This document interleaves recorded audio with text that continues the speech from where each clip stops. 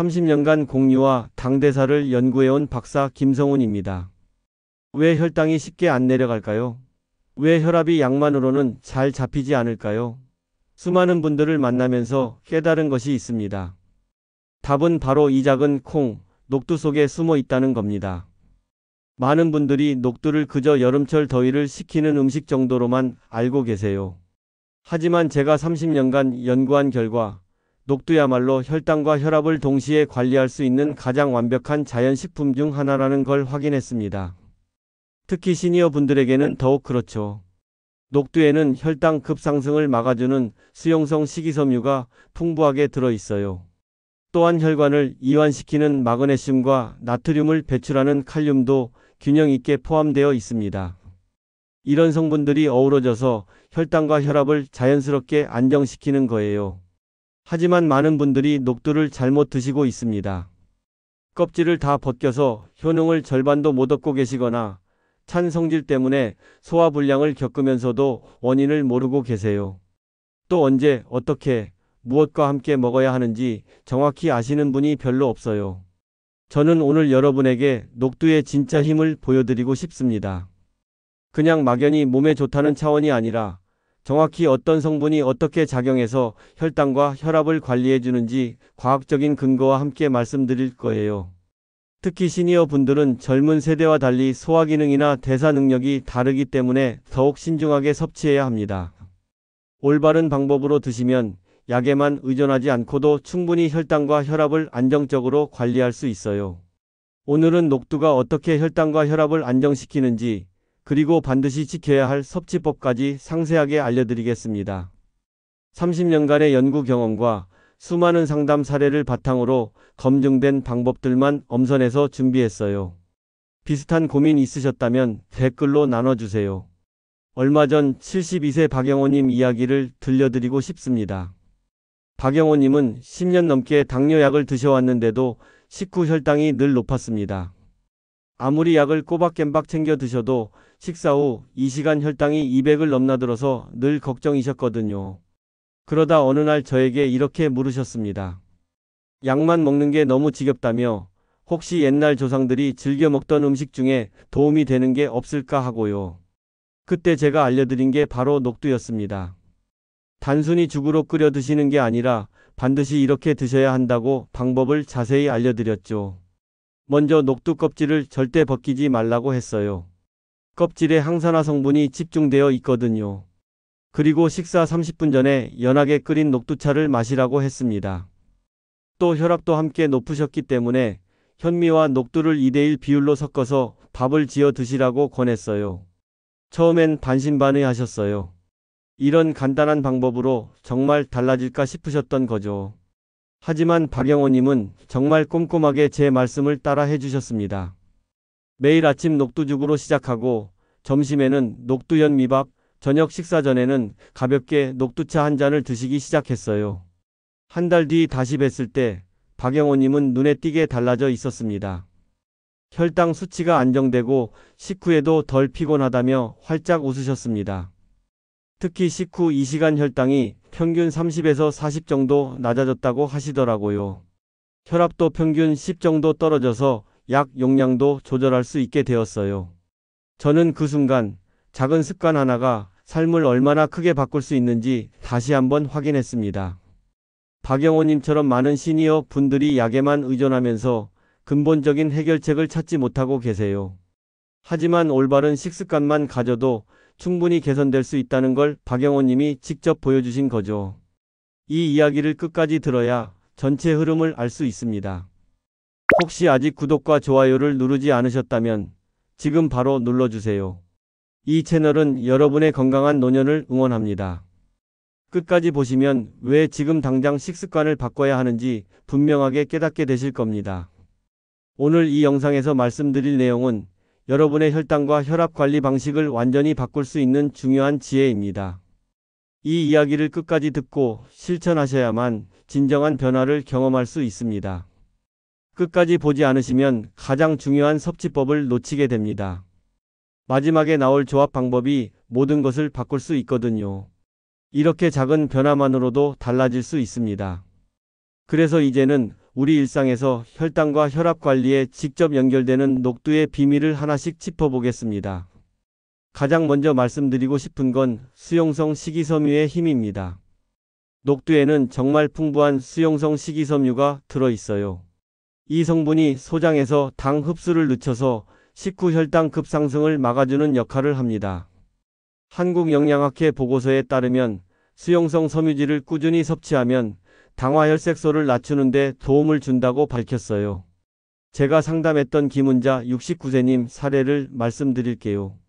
이분은 식사 후 혈당이 늘 급상승해서 고민이셨는데 식사 30분 전에 연하게 끓인 녹두차를 마시기 시작했어요. 그랬더니 식후 혈당이 20에서 30 정도 안정되는 경험을 하셨습니다. 처음에는 너무 진하게 우리지 마시고 소량으로 시작하셔야 복부 팽만을 피할 수 있어요. 혹시 식후 혈당 급상승 때문에 고민해 보신 적 있으신가요?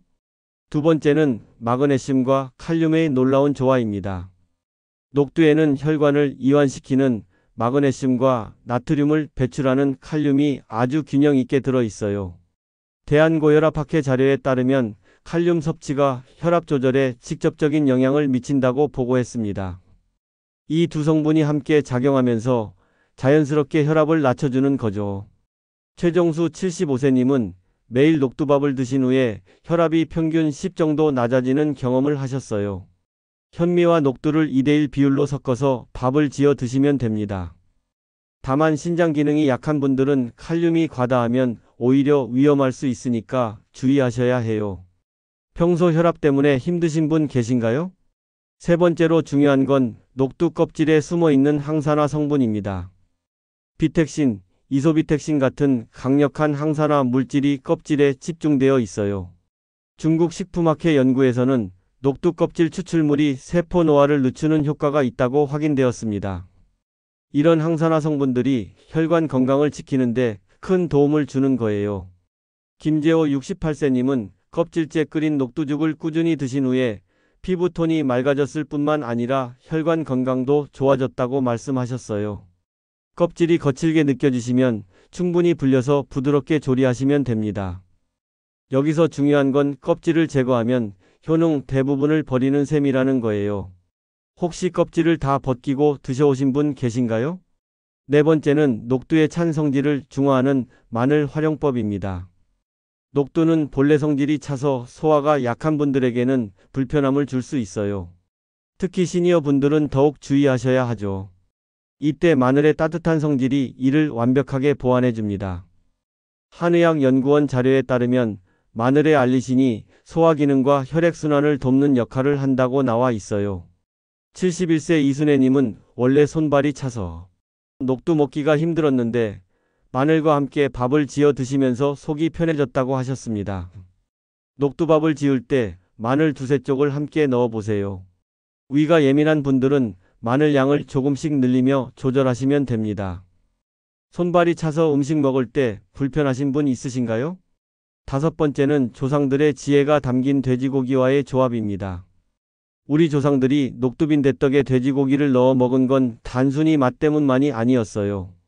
돼지고기의 풍부한 트립토판과 메티오닌이 녹두 단백질과 만나면 영양 균형을 완성하거든요.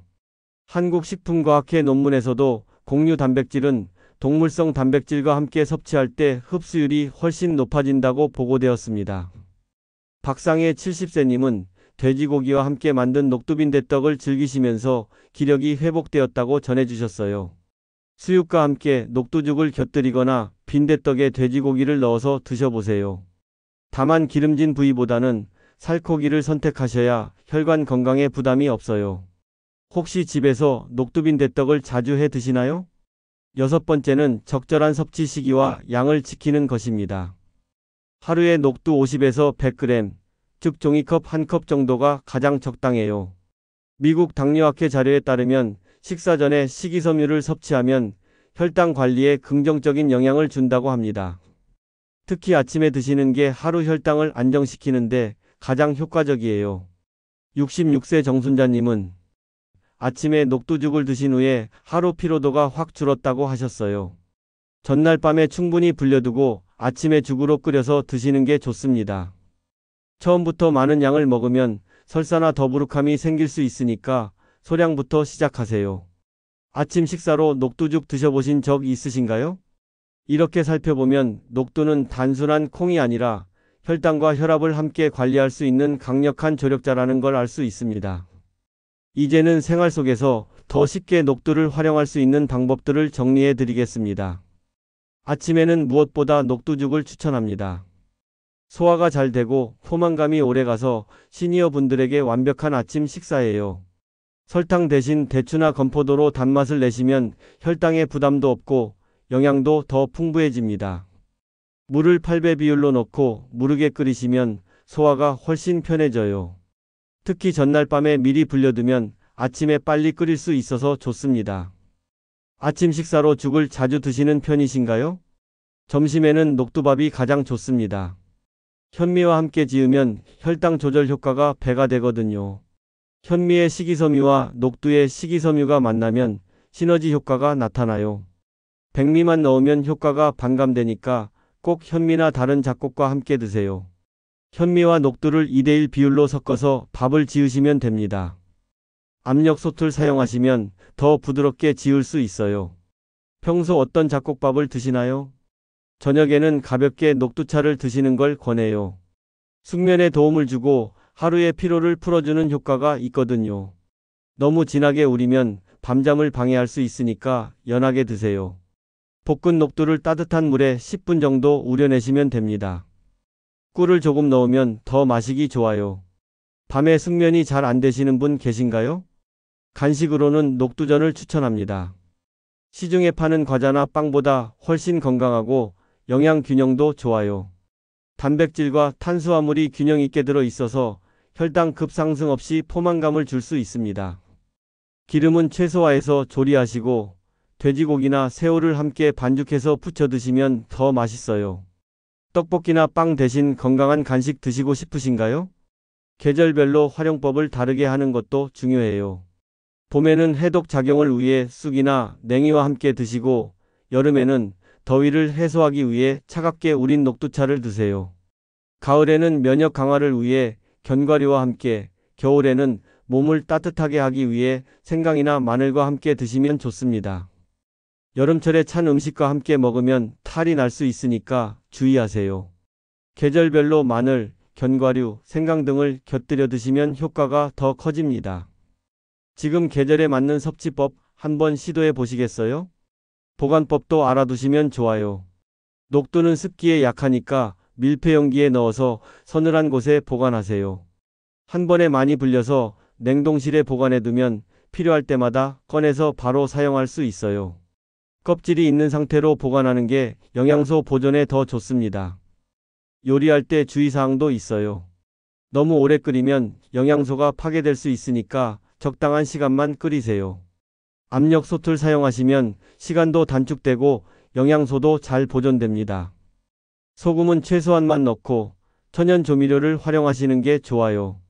다른 약물과의 상호작용도 고려하셔야 해요. 혈압약이나 혈당 강화제를 드시는 분들은 녹두를 드시기 전에 담당 선생님과 상의해 보세요. 갑자기 많은 양을 드시면 혈당이나 혈압이 급격히 변할 수 있거든요. 이처럼 상황과 계절에 맞춰 조리법을 바꾸면 녹두의 힘을 더 오래, 더 안전하게 활용할 수 있습니다. 이제 오늘 내용을 정리하면서 마지막으로 꼭 드리고 싶은 말을 전하겠습니다. 오늘 저는 녹두가 혈당과 혈압 관리에 얼마나 큰 도움이 될 수 있는지, 그리고 반드시 지켜야 할 섭취법과 조합 음식들을 상세하게 말씀드렸습니다. 많은 분들이 갖고 계신 잘못된 상식은 녹두는 누구에게나 좋은 음식이라는 생각이었어요. 하지만 껍질을 벗기거나 잘못된 조합으로 드시면 효과는커녕 오히려 탈이 날 수 있습니다. 반대로 올바른 방법으로 드신다면 혈당 안정, 혈압 조절, 면역력 강화까지 한 번에 챙길 수 있어요. 특히 시니어 분들에게는 이런 통합적인 관리가 더욱 중요하거든요. 하나하나 따로 관리하는 것보다 녹두 하나로 여러 건강 문제를 동시에 해결할 수 있다는 게 큰 장점입니다. 잘못 관리하면 약에만 의존하는 삶이 계속되겠지만 제대로 관리하면 식탁의 작은 변화가 건강을 크게 바꿔줍니다. 혈당약을 드시면서도 식후 혈당이 계속 높거나 혈압약을 먹어도 수치가 불안정하신 분들이 많으세요. 이런 경우 약물 치료와 함께 올바른 식습관을 병행하면 훨씬 더 안정적인 관리가 가능해집니다. 30년간 많은 분들을 상담하면서 확신하게 된 건 나이가 들수록 자연식품의 힘이 더 중요해진다는 것입니다. 젊을 때는 몸이 어느 정도 버텨주지만 시니어가 되면 작은 식습관의 차이가 건강에 미치는 영향이 훨씬 크거든요. 그래서 더욱 신중하게 선택하고 올바르게 섭취하는 게 중요해요. 오늘 말씀드린 6가지 핵심 포인트를 다시 정리해 보겠습니다. 수용성 식이섬유로 혈당 급상승 방지, 마그네슘과 칼륨으로 혈압 조절, 껍질의 항산화 성분으로 혈관 보호, 마늘과의 조합으로 소화 개선, 돼지고기와의 조합으로 영양 균형, 그리고 적절한 섭취 시기와 양 조절이었습니다. 생활 실천법도 기억해 주세요. 아침에는 녹두죽, 점심에는 녹두연 미밥, 저녁에는 녹두차, 간식으로는 녹두전, 그리고 계절별 조합법까지. 이런 패턴을 꾸준히 유지하시면 분명히 변화를 느끼실 수 있을 거예요. 무엇보다 중요한 건 꾸준함입니다. 일주일이나 한 달 정도 드시고 효과가 없다고 포기하시면 안 돼요. 최소 3개월은 꾸준히 드셔야 몸의 변화를 정확히 느낄 수 있습니다. 특히 혈당과 혈압 같은 만성 질환은 더욱 그렇죠. 오늘 당장 하나만 실천하신다면 저는 아침 식사로 녹두죽을 권하고 싶습니다. 간단하지만 하루 혈당과 혈압을 안정시키는데 가장 효과적인 방법이니까요. 전날 밤에 녹두를 불려두고 아침에 간단하게 끓여서 드시기만 하면 됩니다. 설탕 대신 대추 2개를 넣으면 자연스러운 단맛도 낼 수 있어요. 시작이 어려우시다면 먼저 녹두를 구입해서 집에 두시는 것부터 시작하세요. 그리고 하루 한 번씩이라도 녹두가 들어간 음식을 드셔보세요. 작은 실천이 모여서 큰 변화를 만들어낸다는 걸 분명히 경험하실 수 있을 거예요. 여러분은 평소 녹두를 어떤 방법으로 드셔오셨는지, 그리고 오늘 배운 방법 중 무엇을 먼저 실천해보고 싶으신지 댓글로 남겨주세요. 여러분의 경험과 계획을 듣고 싶습니다.